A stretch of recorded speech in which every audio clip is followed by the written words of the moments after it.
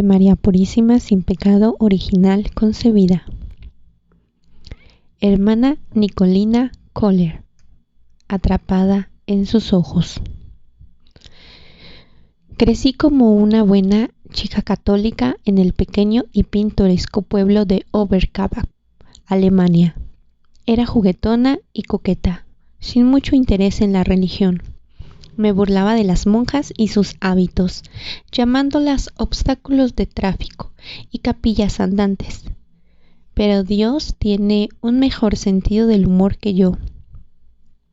A los 19 años entré en el noviciado de las Hermanas Dominicas en Oxford, una orden de misioneras y de contemplativas activas, para convertirme en monja con hábito completo. Las monjas asistían al mismo internado católico que yo y atraían de forma natural a las jóvenes con una superiora de 32 años y las demás veinteañeras. A la edad de 26 años, investida con mi propio hábito azul y blanco, con un velo blanco y una falda hasta las rodillas, hice mis votos perpetuos para vivir los mandatos del Evangelio como una hermana dominica, haciendo un estricto voto de pobreza, mendigando comidas 2 veces al año. En 1984 celebré mi 25º año de vida religiosa y me concedieron un año sabático. Con el deseo de comprender mejor la conexión entre el Antiguo y el Nuevo Testamento, viajé a Tierra Santa, en concreto a la Universidad Ecce-Homo, situada en la Vía Dolorosa de Jerusalén, con vistas al camino que recorrió Jesús hasta su crucifixión. Estaba en tierra sagrada. Había un lugar al que no quería ir, al final de la Vía Dolorosa. A solo 20 minutos a pie estaba la iglesia del Santo Sepulcro, también conocida como la iglesia del Gólgota. Se dice que es el lugar de la sepultura y resurrección del Señor, sobre el verdadero terreno donde fue crucificado. Pero no me interesaba el Calvario. Cada año, cuando llegaba Semana Santa, no podía esperar para celebrar la Pascua, mi tiempo preferido del año. El Jueves Santo estaba bien, pero luego venía el Viernes Santo. ¿Por qué no podíamos simplemente saltarnos la tortura? Parecía tan duro y horrible. La agonía, la muerte y el sufrimiento no tenían mucho sentido para mí. A menudo me preguntaba por qué Jesús tuvo que ser crucificado. Mi generación, la juventud de Alemania de la Segunda Guerra Mundial, no entendía por qué había ocurrido el desastre del Holocausto. ¿Por qué la generación anterior a nosotros no defendió a los judíos y a todos los perseguidos cuando ocurrió tal horror? Habíamos perdido la fe en que los adultos tomaran decisiones correctas y creíamos en la abolición de la guerra. Nunca más debería haber sufrimiento ni muerte. Y sin embargo, sigue habiendo.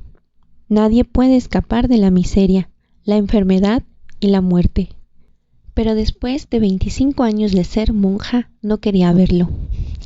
Yo quería hacer del mundo un lugar mejor, hacerlo más hermoso y ordenado, sin entender que el mundo también tiene que sufrir, envejecer y morir.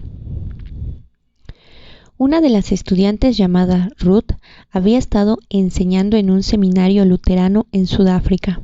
Debido a que mi congregación, las Hermanas de Oxford, tenían su sede en Sudáfrica, ella conocía a alguna de mis hermanas allí. Este vínculo nos unió inmediatamente. Nos hicimos amigas. Teniendo una mente curiosa y un corazón abierto, a ella le gustaba oírme hablar de las creencias católicas. Ruth había centrado su estudio en la pasión y muerte de nuestro Señor Jesús, y su fascinación por el Calvario le había llevado muchas veces a lo largo de la Vía Dolorosa a la iglesia del Santo Sepulcro. Transcurrido un semestre del curso académico, Ruth se me acercó y me preguntó: ¿Te gustaría venir conmigo a la iglesia del Santo Sepulcro? No creo que hayas ido todavía. Podemos ir temprano en la mañana a las 4 a.m., cuando abran la iglesia. Ella no fue insistente preguntando, sino más bien cortés y mostraba entusiasmo. Pensó que me encantaría escapar de las multitudes, caminar a solas con ella por las calles oscuras y silenciosas, cuando el resto de la ciudad está durmiendo y solo un sacerdote o un monje deambulan para entrar en el que quizás sea el lugar más sagrado del mundo. Tardé en responder, buscando una excusa. Realmente no quería ir, pero no me había parado a pensar por qué. Me había dicho a mí misma que quería estudiar el Calvario a fondo, que iría allí con los profesores y la clase cuando me sintiera preparada. Pero para entonces, los otros estudiantes, los 42, ya habrían ido todos varias veces a la iglesia del Santo Sepulcro. Al no escuchar una respuesta, Ruth preguntó, ¿tienes despertador? Tendríamos que salir de aquí como a las 3:30 de la mañana. Yo puedo arreglarlo todo, pues necesitamos un permiso para salir temprano. Me vi en un compromiso, pero no quería quedar mal. Al fin y al cabo, yo era una monja católica, la única en la universidad, y más aún, una que vestía el hábito completo. A regañadientes le dije, asegúrate de que cuando te levantes veas luz bajo mi puerta. Para mis adentros esperaba seguir dormida a esas horas. Tras una corta caminata llegamos a una esquina y Ruth se detuvo. Me pregunté por qué. Mirando hacia arriba vi la primera estación del Vía Crucis, un santuario franqueado por una puerta de hierro que representaba una imagen en relieve de nuestro Señor condenado a muerte. Ella se arrodilló en el centro de la pequeña calle. Me dio vergüenza ajena. Desconcertada y molesta me quedé mirando la dura imagen de Jesús siendo condenado a muerte, observando cómo este misterio envolvía a Ruth. Yo no me apunté para esto. Ella no me dijo que esto fuera parte del plan. Así que, si esta es la primera estación, mi mente se apresuró a pensar, espero que no nos detengamos en todas las 13. ¿Cuánto tiempo vamos a estar aquí? Acabemos ya con esta visita a la iglesia. Bueno, espero que terminemos a tiempo para nuestra clase de las 9. Había sido reacia a venir y ahora me resistía totalmente. No había una oración en mi corazón, ni una sola. Entonces fuimos a la segunda estación. Jesús lleva su cruz. La tercera estación. Jesús cae la primera vez. La cuarta estación. Jesús se encuentra con su madre afligida. En cada parada me quedaba ahí, de pie. Nunca me arrodillaba. Nunca oraba.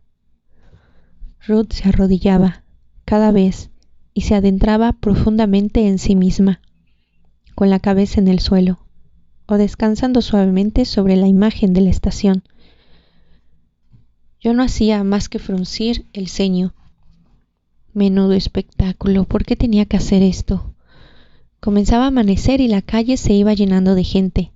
Nadie más hacía eso, todo el mundo iba a lo suyo. Esto no estaba saliendo como yo hubiera querido. ¿Por qué no podíamos simplemente caminar al Calvario? Llegamos a la sexta estación. Al principio de una acentuada pendiente, esta vez la estación representaba a la Verónica limpiando el rostro del Señor y recibiendo su impronta en la tela. El relieve parecía más nuevo que los otros, ya que fue construido más tarde en el lateral de la capilla de las Hermanitas de los Pobres. El rostro de Jesús destacaba claramente, similar a la imagen de la famosa sábana de Turín. Cuando Ruth volvió a caer al suelo, boca abajo, esta vez no la miré a ella, sino al rostro de Jesús. De repente, su imagen en la tela me habló por medio de un recuerdo. 25 años antes, la noche anterior a mis votos perpetuos, la pasé en una casa de retiro. La única hermana que se había preparado para hacer los votos conmigo al día siguiente en una ceremonia fue presa de una gran oscuridad y duda. Recordé lo preparada que me sentía para entregar mi vida completamente al Señor. Anhelaba dar mi voto de por vida y ser monja para Él. No podía entender su amargura y me preocupaba que a la mañana siguiente saliera huyendo. Me preguntaba, ¿tendría lugar la profesión de voto sin ella? Me sentía como una mujer en la noche antes del día de su boda. Insegura de si ella iba a realizar su profesión. Me pasé la noche dando vueltas en la cama, por la confusión de la otra hermana que apenas me dejaba dormir, en la casa de retiro. Cuando el primer rayo del amanecer llegó a mi cama, abrí los ojos, me senté y vi que sobre mí colgaba una imagen del rostro de Jesús en la sábana santa de Turín. No me había dado cuenta de que estaba ahí. Los ojos de Jesús estaban cerrados, tal y como están en el verdadero sudario. Pero mientras contemplaba su rostro, Él, literalmente, abrió sus ojos y me miró fijamente, con una profunda y prolongada mirada de amor. De hecho, vi sus pupilas enfocando y sus penetrantes ojos, no solo mirando los míos, sino que contemplaron mi alma. Su mirada me infundió tal embeleso de paz y amor total que supe que, fuera lo que fuese lo que mi hermana estaba pasando, todo iría bien ese día, y yo entregaría mi vida al Señor. Mientras estaba junto a Ruth, en la calzada de la Vía Dolorosa, absorta por el recuerdo del rostro de Jesús en el sudario, el amor del Señor volvió a mi alma, tan fuerte y real, que me encontré de rodillas con la cabeza inclinada, sin saber cómo había sucedido. Las paradas restantes a lo largo del Vía Crucis se convirtieron en un verdadero viaje hasta el Calvario. A partir de ese momento ya no caminaba con Ruth, estaba caminando con Jesús. Ya no me molestaba en lo absoluto el tiempo que permanecíamos de rodillas.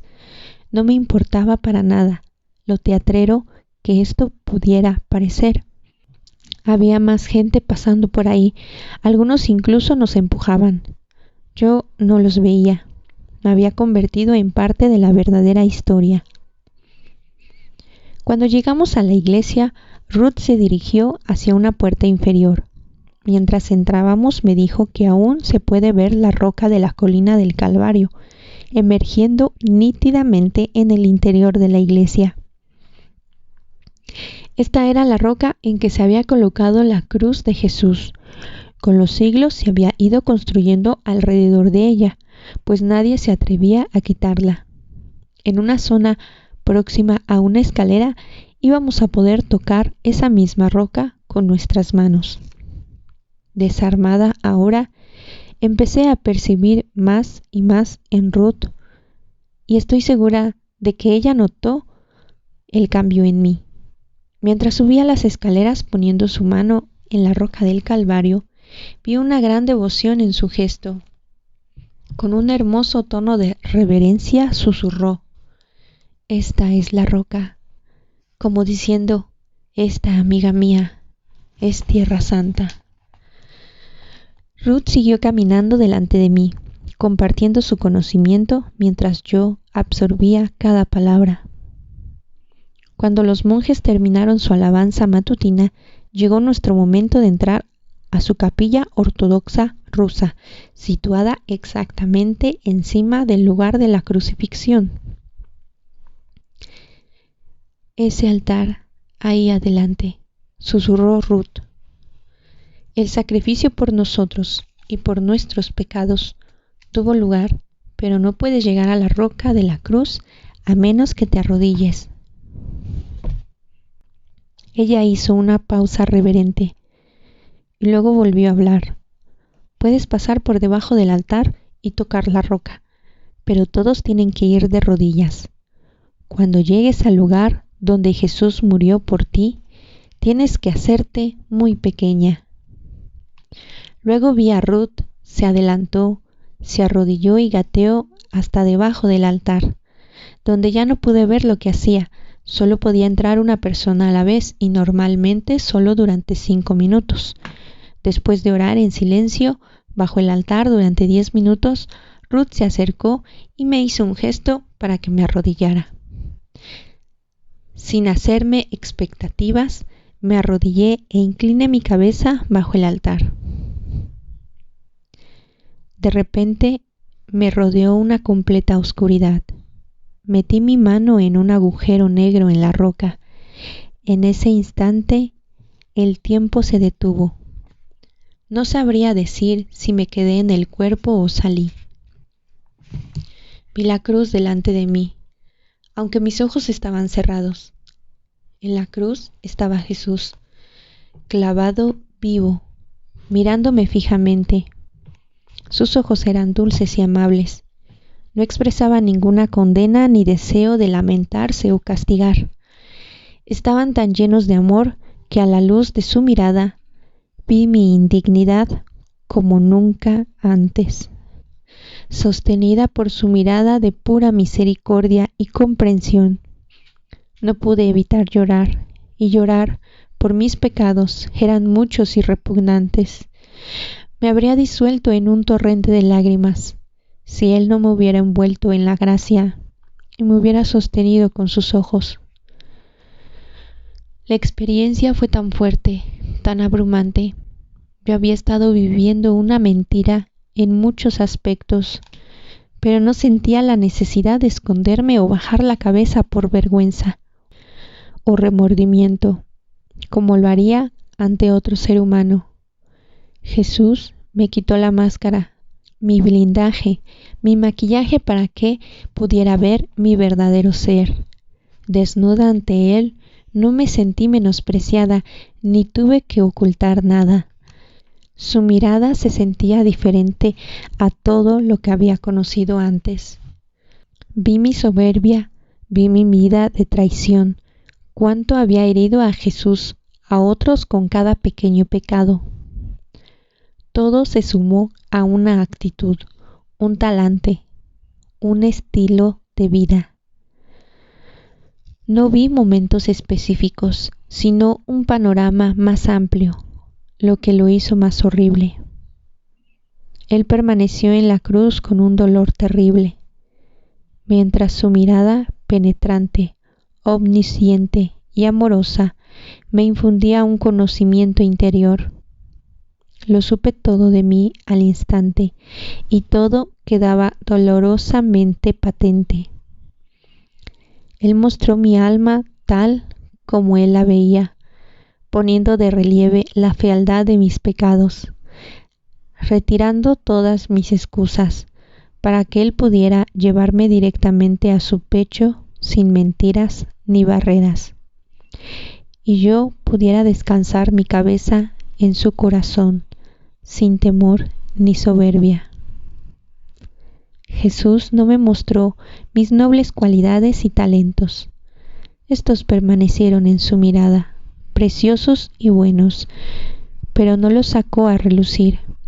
Mis dones, según él me mostró, no eran para la vanidad ni para lucirlos, sino para el servicio. Vi cómo trataba de no lucirme por mí misma, pero sí quería ser vista. Vi mi autoafirmación. De repente se mostró ladina y solapada. Yo le había dado todos los nombres posibles, mientras encubría mi verdadera motivación. Siempre había creído que no era una persona orgullosa, pero simplemente era orgullosa de manera disimulada, teniendo una personalidad tan original. Podía envolverme en casi cualquier ambiente. Si no conseguía ser el centro de atención de la gente, me alejaba y procuraba hacerlo en otro lugar. Cuando abandonaba un grupo, pensando dentro de mí, no me gusta, un juicio nacido del superyo, el egoísmo, porque mi vanidad no había sido satisfecha. Si me hubieran preguntado, ¿eres orgullosa y vanidosa?, yo hubiera dicho con total seguridad, no. En mis relaciones vi cómo me salía con la mía, no siendo avasalladora, sino siendo adorable. La gente me complacía muy fácilmente, especialmente cuando era joven. Era divertida, era bromista, tenía una gran sonrisa, pero todo era falso. No era una verdadera virtud. Esto resaltaba muy claramente y no era bonito. Un pecado que no veía en mi interior eran los celos. Ese pecado nunca lo entendí. Si alguien más estaba recibiendo toda la atención, no me molestaba en ponerme celosa. Bueno, pensaba, no es la única persona en el mundo, y me iba a buscar a otros que me adoraran. El Señor me mostró mi temperamento. Cuando me enfadaba mucho, en mi mente, mandaba a la gente a la luna. Vaya, pensando, a veces ahora hay demasiada gente ahí arriba en la luna. El cielo está lleno. Será mejor acabar con esto. Tal vez algún día me envíe a la luna y tendré que pasar mi eternidad con ellos. Al irme descubriendo mi ego, Jesús también me reveló mis disimulados defectos en la vida religiosa. Cuando era una joven monja, creía que podría ser santa rápidamente si seguía todas las reglas y preceptos de la orden. Construí un ídolo con mi práctica religiosa. Pensar que de algún modo era santa al seguir todas las reglas. También redujo mi idea de santidad a no es gran cosa. En la raíz de mi percepción estaba el orgullo que se arrastraba sigilosamente para destruir todas las buenas acciones. Me engañé a mí misma pensando que estaba haciendo lo correcto. Si bien lo cierto era que estaba rompiendo las reglas todo el tiempo.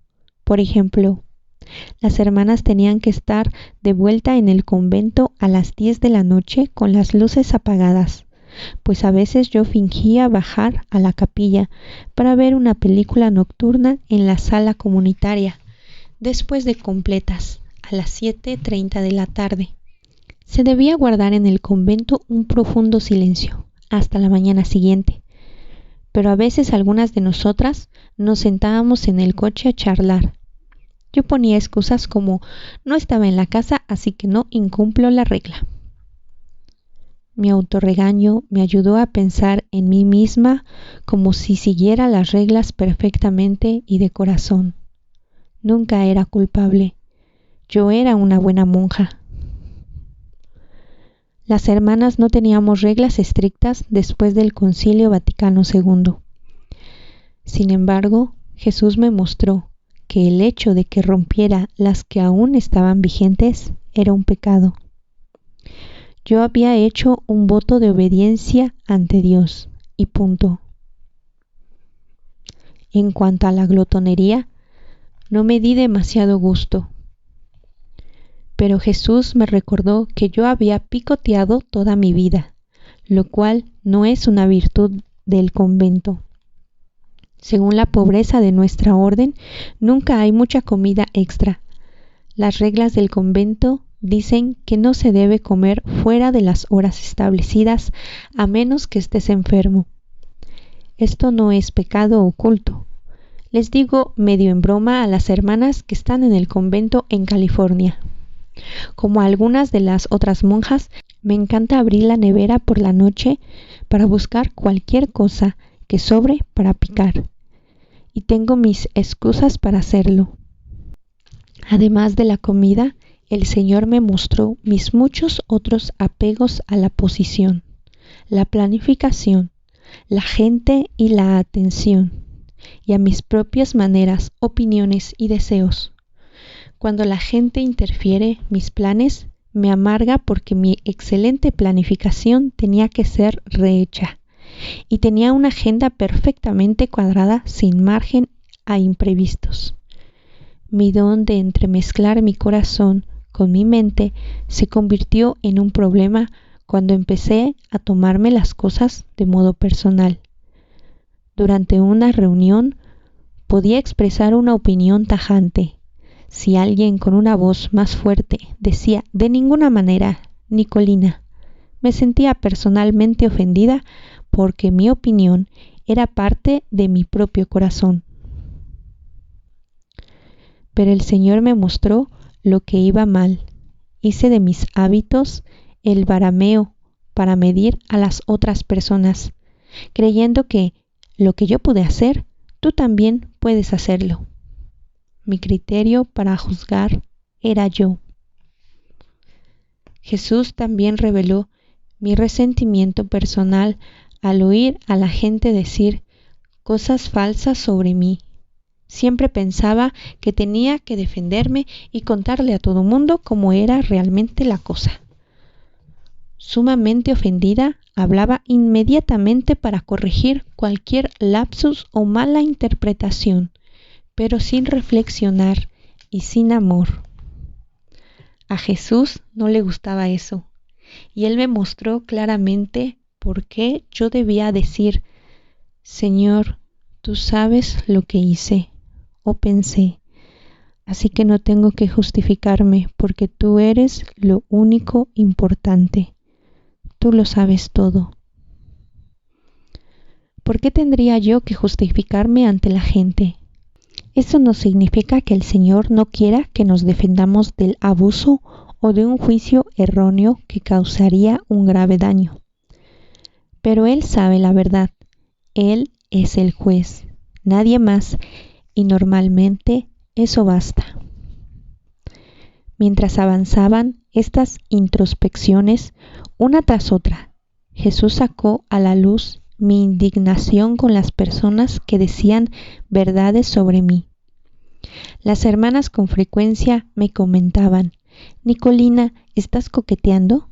Yo decía: ¿por qué este tipo me está siempre rondeando? ¿Por qué no ves la forma en que lo miras y coqueteas con él? Yo lo llamaba afabilidad. Yo era perfecta, así que ¿por qué me hacían parecer imperfecta? También se me mostró cómo tenía que liberarme de mi apego a los amigos. Los amigos podían ser parte de mi vida, pero una vez más, una de mis fortalezas, mi amor y mi cercanía con ellos, era también mi debilidad. La gente entraba fácilmente en mi corazón y así les permitía alejar a Jesús de mí. Podía fácilmente llenar mis pensamientos y mi tiempo con alguien y luego acordarme de Jesús solo una vez. Y luego acordándome de Jesús solo de vez en cuando. Pero el Señor quería que mi principal objetivo fuese siempre Él. En Él esperaba todo lo que yo necesitaba. Mis lágrimas fluyeron no de la vergüenza, sino de ver los signos de sufrimiento en el cuerpo del Señor y en su rostro, debido a mis pecados. Todo esto es por ti, me decían sus ojos. Hice todo esto por ti. Ese mensaje atravesó mi corazón como una espada ardiente, causando un agudo y penetrante dolor. Quería morirme, pero no lo hice, pues anhelaba ser digna del amor en sus ojos. Nunca antes había experimentado la agonía de mis propios pecados, porque siempre había tenido la justificación. Jesús me había amado hasta la muerte, y yo no me había esforzado mucho en corresponderle con mi amor. En vez de eso, me evadía de forma escurridiza, lo que significaba que la forma en la que decía y creía que vivía mi vida no es así. Verse como una santa y no serlo es lo que más duele. Sucedieron tantas cosas en el encuentro místico con Jesucristo que perdí la noción del tiempo. Había pasado al menos 2 horas cuando finalmente salí arrastrándome de debajo del altar. Salí con una marca indeleble de la indignidad en mi alma, junto con el conocimiento inquebrantable de ser maravillosamente amada y adorada. Solo Dios sabe cómo puede recibir ambas cosas al mismo tiempo. La gente me dice con frecuencia: «Oh, eres una buena monja». Bueno, no lo creas. No podemos guiarnos por lo que dice la gente, bueno o malo.